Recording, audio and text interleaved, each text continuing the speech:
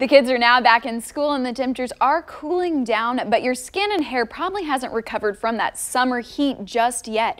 Hilary Embry of Halcyon Studio is here to help us recover from that sun exposure. So when we're looking at our skin and hair, if we've had a hot summer, does it show? It absolutely does. So the problem is the hotter it gets, the more time you're going to spend outside, and we are not good about wearing the right sunscreen. So when you're outside, you're at the pool, it's drying out your skin, and then just the sun damage on top of everything else, it's noticeable. You start to peel, you get burnt, it's just not great for your skin. Talking about the sun damage and the peeling, a lot of us, especially if we're fair, saw that this summer, but fall can be another great time for peels. Absolutely. So peeling from sun damage is one thing, but having a chemical peel is a whole other. That's a good way to just get rid of all that surface damage, allow new skin cells to turn over on your skin. It gives you a brighter complexion, and it just gives you an overall better appearance. Okay, and you ladies both, this is Molly, by the way, she volunteered to come out here today. So you guys both have short hair, but especially the longer it is, the more damage we can see.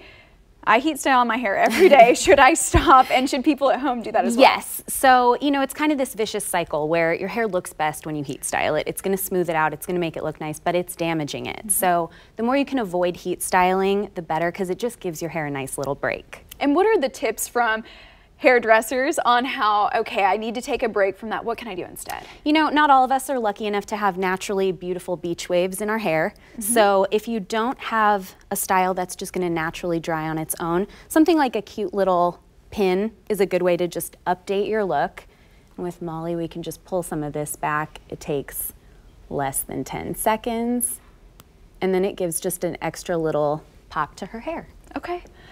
Well, you look great, so that's definitely something we can use at home. But what services, if your skin or hair really need that extra boost, could we use? You know, for services, like we said, the chemical peels are great for your skin, and moisturizing. You always want to make sure and moisturize and hydrate your skin. We never get enough of it. I really like a tinted moisturizer because it's kind of your two-in-one. It'll even out your skin tone and give you that hydration.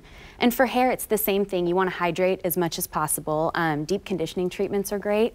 Unfortunately, damage on your hair is not reversible, so the only way to truly get rid of all the damage is a haircut. And that's everyone's worst nightmare if you're not ready for that cut yet. But there are some makeup looks and some skincare products that we definitely want to touch on that, hey, I need something as I'm heading out the door. How can we make that look simplified? So with Molly, we did a really simple makeup look. She's got some tinted moisturizer, some concealer under her eyes for the dark circles, because we all enjoy those.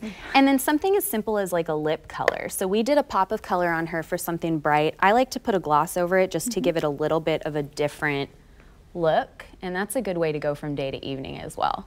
So if we just give her a little bit of this, it changes up the whole look without a whole lot of effort. And you can mush that together.